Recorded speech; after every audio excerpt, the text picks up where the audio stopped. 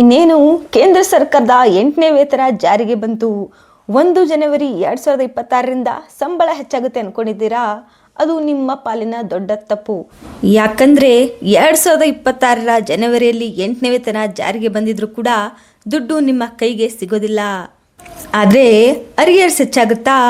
ಹೆಚ್ಚಾದರೂ ಎಷ್ಟು ಹೆಚ್ಚಾಗಬಹುದು? ಯಾವಾಗ ಈ ವೇತನದಿಂದ ದುಡ್ಡು ಹೆಚ್ಚಾಗುತ್ತೆ, ಯಾವಾಗ ಈ ವೇತನದ ದುಡ್ಡು ನಿಮ್ಮ ಕೈಗೆ ಸೇರಲಿದೆ ಅಂತ ಈ ಒಂದು ವಿಡಿಯೋದಲ್ಲಿ ನೋಡೋಣ. ನಮ್ಮ ಆಲ್ ಅಪ್ಡೇಟ್ಸ್ ಕನ್ನಡ ಚಾನಲ್ಗೆ ಸಬ್ಸ್ಕ್ರೈಬ್ ಮಾಡಿ ಮತ್ತು ಈ ವಿಡಿಯೋನ ಶೇರ್ ಮಾಡಿ. ಕೇಂದ್ರ ಸರ್ಕಾರಿ ನೌಕರರೇ, ಹೊಸ ವರ್ಷಕ್ಕೆ ಭರ್ಜರಿ ಗುಡ್ ನ್ಯೂಸ್ ಬಂತು. 2026 ಜನವರಿಯಿಂದ 8ನೇ ವೇತನ ಆಯೋಗ ಸಂಬಳ ಹೆಚ್ಚಾಗುತ್ತೆ ಅಂತ ಕನಸು ಕಾಣ್ತಿದ್ದೀರಾ? ಹೌದು, ನಿಮ್ಮ ಕನಸು ನನಸಾಗೋದು ಗ್ಯಾರಂಟಿ. ಆದರೆ ಅದರಲ್ಲಿ ಒಂದು ಸಣ್ಣ ಟ್ವಿಸ್ಟ್ ಇದೆ. ಇಲ್ಲಿರೋ ಅಸಲಿ ವಿಷಯ ಏನಪ್ಪ ಅಂದರೆ, ಜನವರಿ 1, 2026ಕ್ಕೆ ಆಯೋಗ ಜಾರಿಗೆ ಬರೋದು ಕೇವಲ ಟೆಕ್ನಿಕಲ್ ಆಗಿ ಮಾತ್ರ.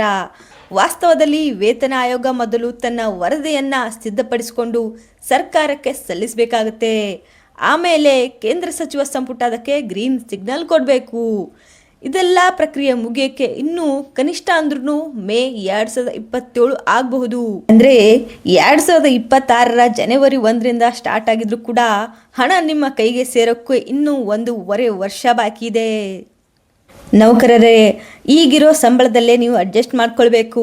ತಕ್ಷಣವೇ ಮಾಸಿಕ ಸಂಬಳದಲ್ಲಿ ಹೆಚ್ಚು ಆಗೋದಿಲ್ಲ. ಆದರೆ ಟೆನ್ಷನ್ ಬೇಡ, ಅರಿಯರ್ಸ್ ಪಕ್ಕಾ ಸಿಗುತ್ತೆ. ತಡ ಆಯಿತು ಅಂತ ನೌಕರರು ಮತ್ತು ಪಿಂಚಣಿದಾರರು ಬೇಜಾರು ಮಾಡ್ಕೊಳ್ಬೇಡಿ.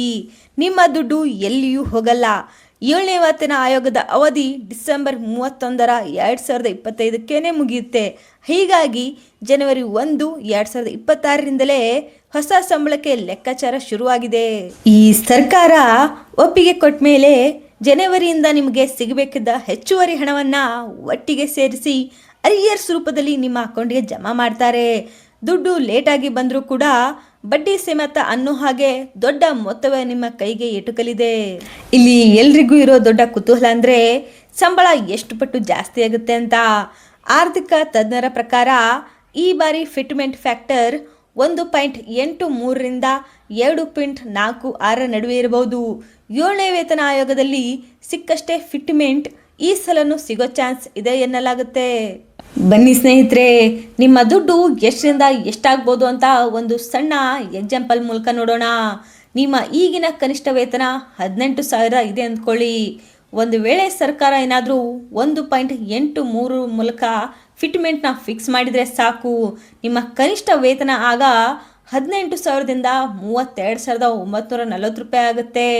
ಅದೇನಾದರೂ ನಿಮ್ಮ ಲಕ್ ಚೆನ್ನಾಗಿದ್ದು ಸರ್ಕಾರದಿಂದ 2.46% ಫಿಟ್ಮೆಂಟ್ ಫಿಕ್ಸ್ ಮಾಡಿದರೆ ಸಾಕು.